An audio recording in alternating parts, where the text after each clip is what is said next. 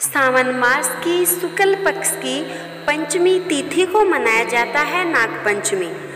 यह केवल नागों की पूजा का पर्व नहीं बल्कि यह उस अदृश्य रहस्य को समझाने का दिन है जहां नाग देवता धरती के संतुलन के रक्षक हैं। आज की इस कथा में हम जानेंगे नागों का रहस्य, उनका पौराणिक महत्व और वह दिव्य कथा जब भगवान ने स्वयं नागों को दिया अमरता का वरदान। नाग केवल सर्प नहीं है, देवता हैं। महर्षि कश्यप की पत्नी कृदु के गर्भ से उत्पन्न हुए थे अंत वासुकी, तक्षक, कालिया जैसे अनेकों नाग। यह सभी नाग शक्ति, संतुलन और रहस्य के प्रतीक थे। भगवान विष्णु की सैया शेषनाग जो अनंत काल तक धरती का आधार रहा। शेषनाग पर शयन करते विष्णु भगवान नागों की उत्पत्ति, वासुकी नाग और समुद्र मंथन। जब देवताओं और असुरों के बीच समुद्र मंथन हुआ तब मंदराचल पर्वत को मंथानी और वासुकी नाग को रस्सी बनाया। वासुकी नाग का त्याग और तप देखकर भगवान शंकर स्वयं प्रसन्न हुए। वासुकी ने समम विष पीकर देवताओं को बचाया। वही प्रसंग बना महाशिव की नीलकंठ कथा का कारण। नाग वो है जो त्याग के प्रतीक हैं। उनका जहर भी अमृत बनता है जब वह धर्म के लिए बहा जाए। एक बार राजा परीक्षित को तक्षक नाग ने डस लिया। उनके पुत्र जन्मेजय ने बदला लेने के लिए विशाल नाग यज्ञ रचाया जिसमें हजारों नाग जलाए गए।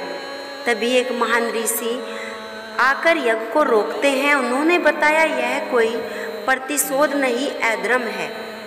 नाग भी इस धरती के जीव हैं और वे शापित नहीं, पूजनीय हैं। जो करुणा सबके प्रति न वो धर्म नहीं, अधर्म है।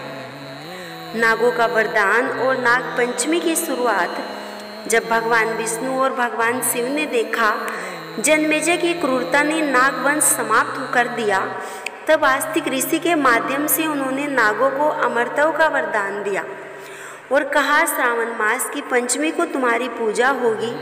जो भक्त इस दिन नागों की पूजा करेगा वह सर्प दोष से मुक्त होगा, उसके जीवन में भय नहीं रहेगा। नाग पंचमी का महत्व और मान्यता क्या है?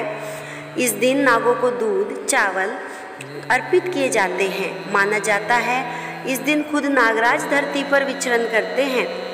इस दिन सर्पदोष से मुक्ति, राहु केतु के प्रभाव से छुटकारा मिलता है।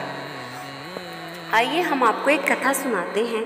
एक गांव में एक वृद्धा रोज अपने घर के कोने में एक बिल में दूध चढ़ाती थी।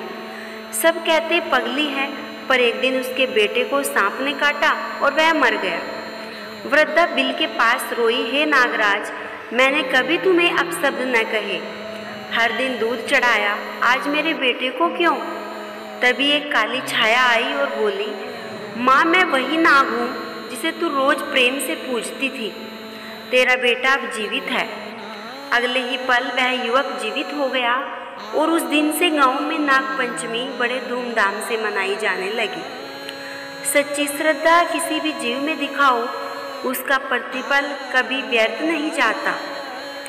नागों से जुड़ी मान्यताएं और सावधानियां। इस दिन जमीन खुदाई नहीं करते।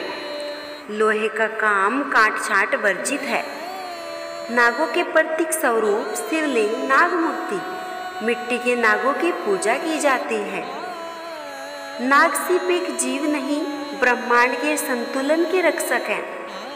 वे धर्म के प्रतीक हैं, त्याग के प्रतीक हैं और इस सृष्टि के अदृश्य रक्षक हैं। इस नाग पंचमी पर आइए श्रद्धा, करुणा और सह अस्तित्व का संदेश फैलाएं। अगर आपको यह कथा पसंद आई हो तो हमारे चैनल को सब्सक्राइब करें। हर दिन ऐसी दिव्य कथाएं आपके लिए लाते रहेंगे।